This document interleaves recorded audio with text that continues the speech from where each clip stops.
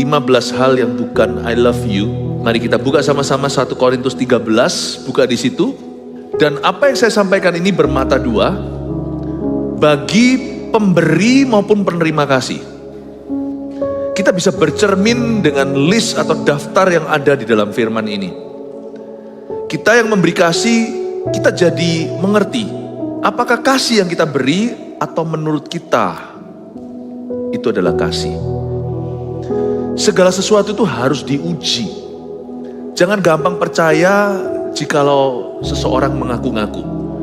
Bahkan juga jangan trust feelingmu. Perasaan Anda bisa salah pula. Semua harus diuji dengan kebenaran firman. Bagi seseorang yang memberi kasih, jangan pernah berkata gini, aku sudah mengasihi kamu, oh, kamu tidak berubah-ubah. Memang orang seperti kamu itu percuma, gak bisa gak bisa diharap-harapkan. Apakah betul sungguh-sungguh Anda mengasihi orang itu? Kok bisa bilang begitu? Apa kata firman tentang kasih sesungguhnya? Kita mulai dengan yang pertama. Aneh sih. Harusnya kalau saya menulis surat ini, saya akan tulis kasih itu berkorban. Justru yang nomor 1 pembuka buku, kasih itu sabar. Kalau kita tidak sabar, semua definisi lain tentang kasih tidak berlaku. Kalau belum apa-apa udah gak sabar, jebol semuanya sampai ujungnya. 15 hal yang bukan I love you, mari kita buka buku. Nomor 1, tidak mau menunggumu. Itu bukan I love you. Orang bilang I love you tapi tidak punya waktu dan tidak mau menunggumu, itu orang bohong, dia tidak mengasihimu. Dan kalau ada yang mengaku-ngaku I love you pada seseorang tapi tidak sabaran sama orang itu, dusta. You don't love that person. I love you translationnya, terjemahan kebenaran, I love you itu artinya I sabar with you. Kalau I gak sabar with you berarti I don't love you. Gitu aja loh, jangan gampang-gampang berkata love. Love itu terjemahnya sabar. Apa yang bukan kasih? Apa yang bukan I love you? Nomor 2, pelit denganmu.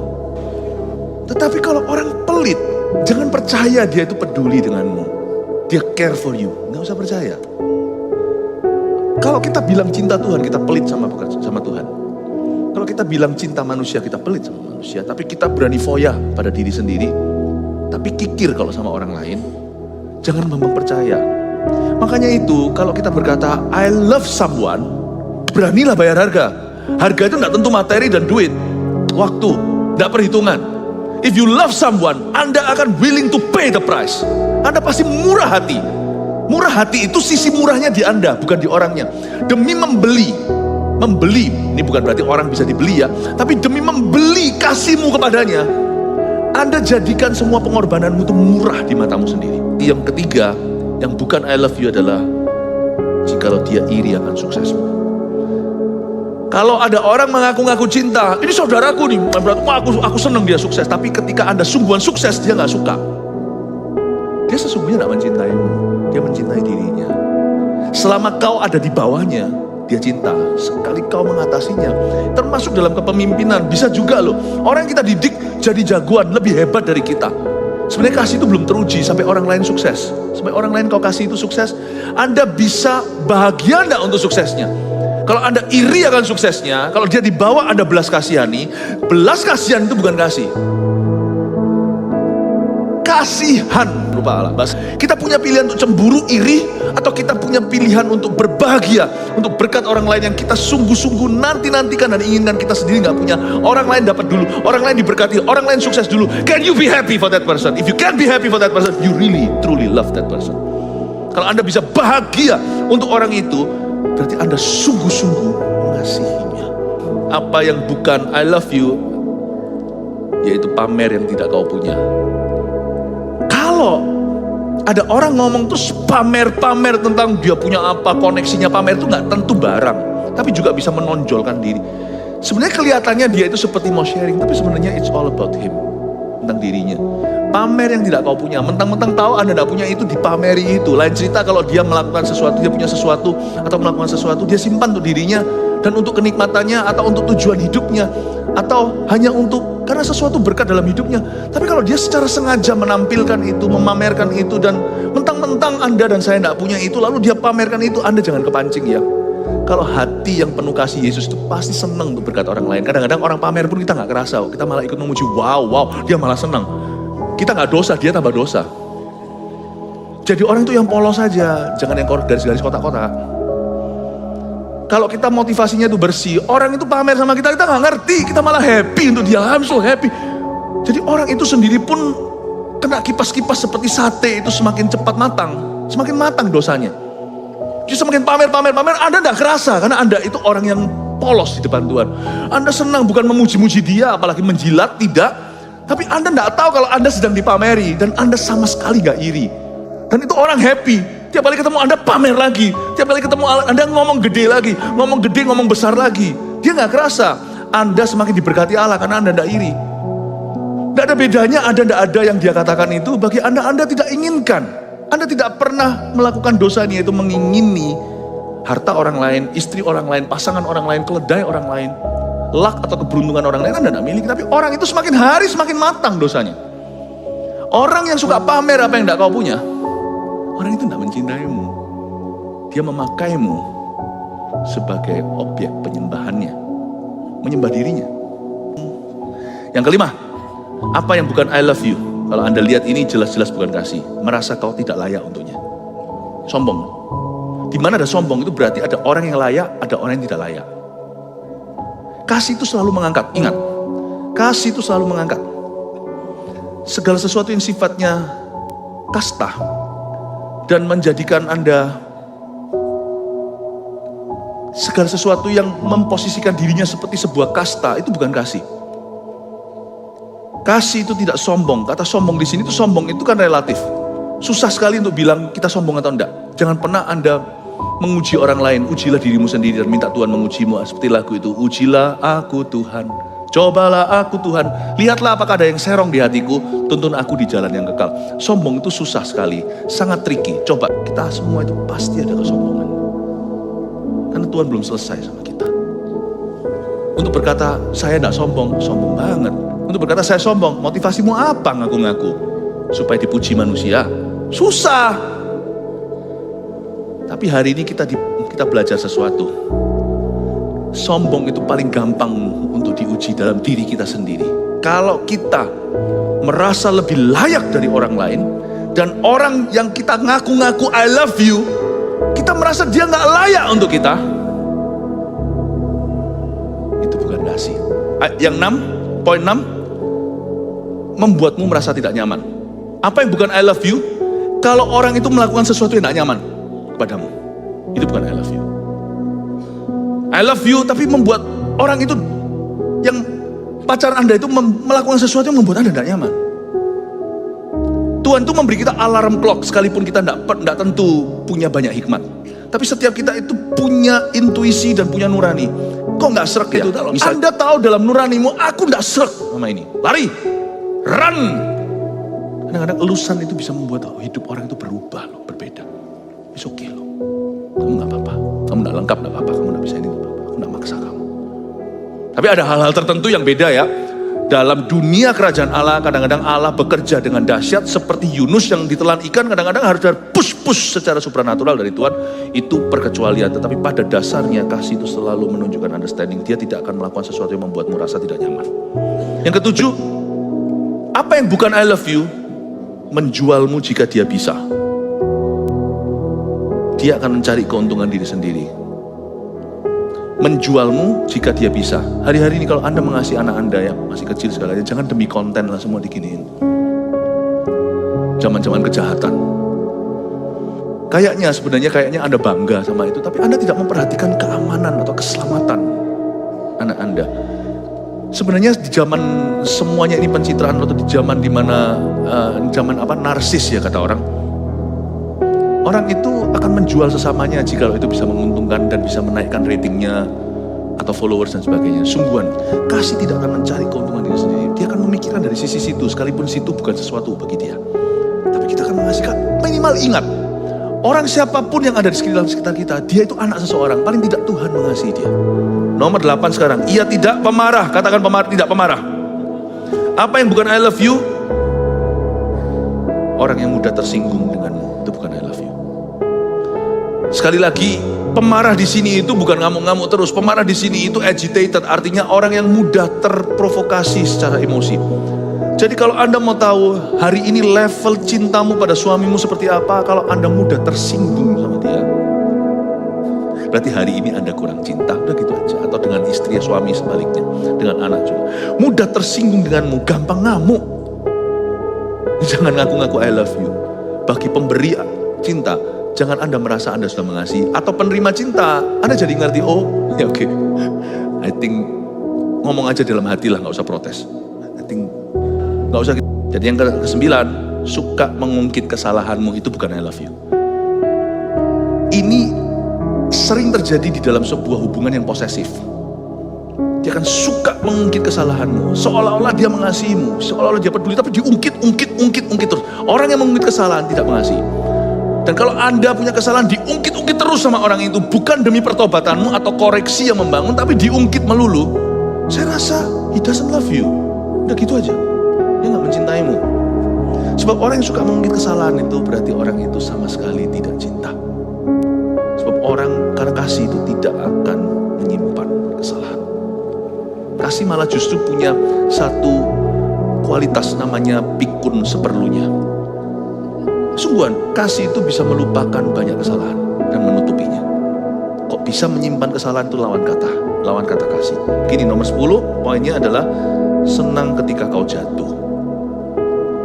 Anda pernah lihat mama yang udah ngomong sama anaknya gitu, lalu habis itu anaknya jalan itu jatuh. Nah, tahu rasa lu, kapok. Hari itu apapun tetap yang namanya kasih ibu, saya gak ragu. Tapi saya percaya that is not love. Kasih tidak akan bersuka cita karena ketidakadilan.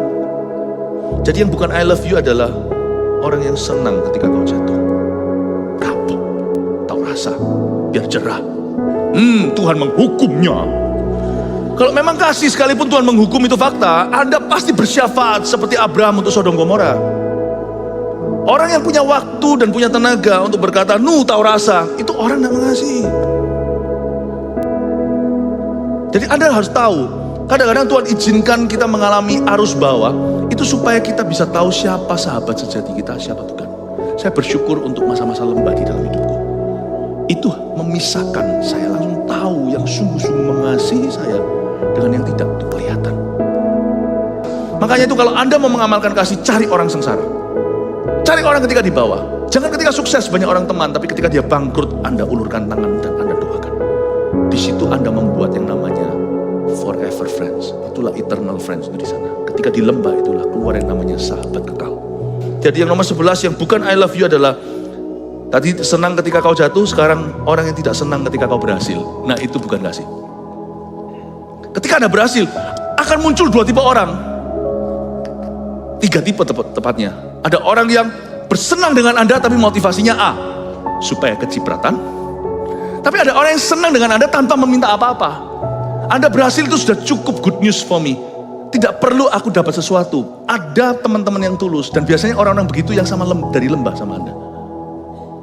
Dari lembah. Yang tiba-tiba teman tidak diundang muncul semua ketika Anda berhasil itu banyak nanti. Apalagi yang minta pinjaman. Nah, itu kalau bicara tentang berhasil di dunia marketplace atau dunia bisnis. Tapi berhasil nggak cuma materi. Tipe yang kedua, ketika Anda sukses, Anda dicibir. Gitu aja kaya. Gampang lah orang itu kebetulan. Jadi mencoba untuk mengkorting glorimu. Meskipun kita tidak mencuri kemuliaan, semua kemuliaan itu Tuhan. Tapi tetap akan ada orang yang akan mendiskount effortmu. Nomor 12, memberitakan aibmu. Menceritakan. Ah, itu bukan kasih. Jadi kalau ada orang ngomong sesuatu yang bagus dibuat jelek, wah itu parah sekali. Sedangkan yang jelek aja kita nggak boleh jelekkan. Menceritakan, membuka aibmu, itu bukan I love you. Jangan biasakanlah ya menjatuhkan orang di depan orang atau sembunyi-sembunyi di balik orang. Janganlah. Karena memberitakan aib itu bukan kasih, malah kasih itu menutupi segala sesuatu. Jadi lawan katanya kasih yang bukan I love you, kalau kasih itu percaya segala sesuatu, berarti lawan jenisnya gampang percaya negatif tentang dirimu. Anda lihat ya, Orang itu sungguhan mengasihi Anda atau tidak itu gampang sekali. Kalau dia dengar hear says, there says, nah dengar langsung dari Anda.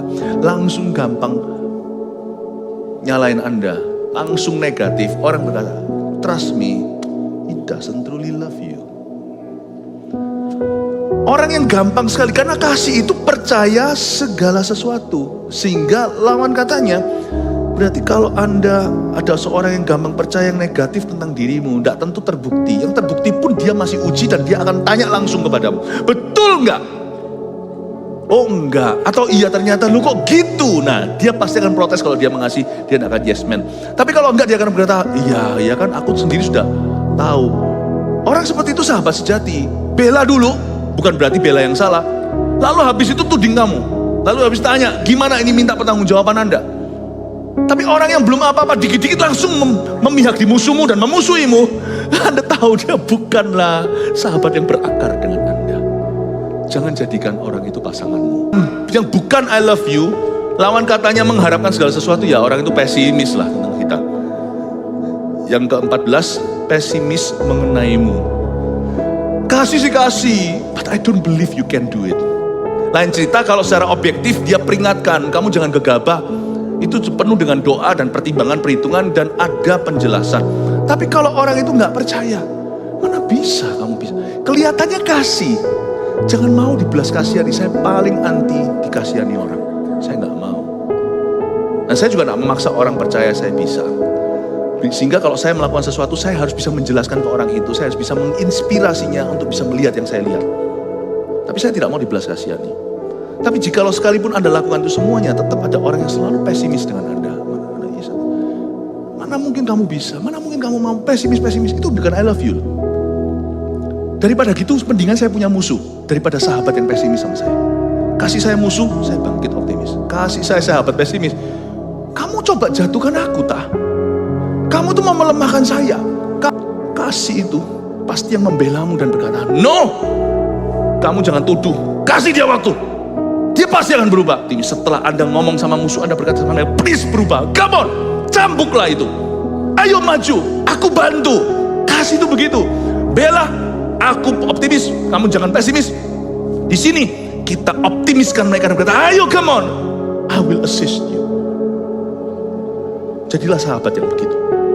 Dalam pernikahan juga, topanglah suamimu, hai istri. Istri, suami, pahami istrimu. Jangan sampai Anda menjadi jangkarnya yang membuat dia akhirnya tenggelam. Tapi menikah dengan Anda, istri Anda yang sudah luntur dalam hidupmu, yang sudah menangkap visimu, semua sekarang hidupnya adalah tentang suaminya.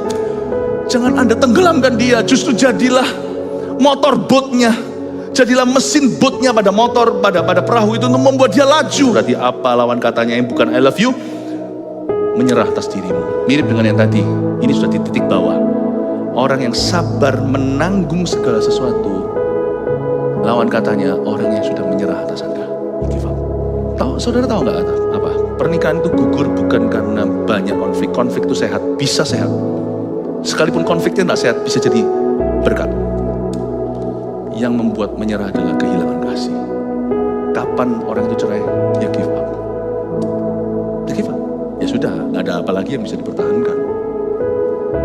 Karena orang yang menyerah atas dirimu sudah tidak sabar menanggungmu. Tidak sabar menanggung segala sesuatu. Jadi orang yang paling mengasihi adalah orang yang tidak pernah menyerah atas dirimu. Seluruh dunia bisa menyerah. Bumi, gunung dan bukit sudah beranjak. Tapi kasih setia Tuhan tidak akan beranjak. Tak akan beranjak, tak akan bergoyang. Tak akan beranjak, tak akan bergoyang. Orang terakhir yang paling mengasihi Anda di dalam hidup ini selain Yesus adalah orang terakhir yang tetap berdiri sama Anda ketika seluruh bumi, bukit, gunung sudah beranjak dan give up on you. Orang terakhir yang berkata, I still believe in you. I have not given up on you. Aku belum menyerah atasmu. Itu orang yang paling mengasihimu setelah Yesus. Mungkin cari orang itu susah. Anda jadi aja orang itu bagi seseorang dalam hidupmu. Amin. 15 munculkan, sudah keluar semuanya. Ayo difoto segera. Lai.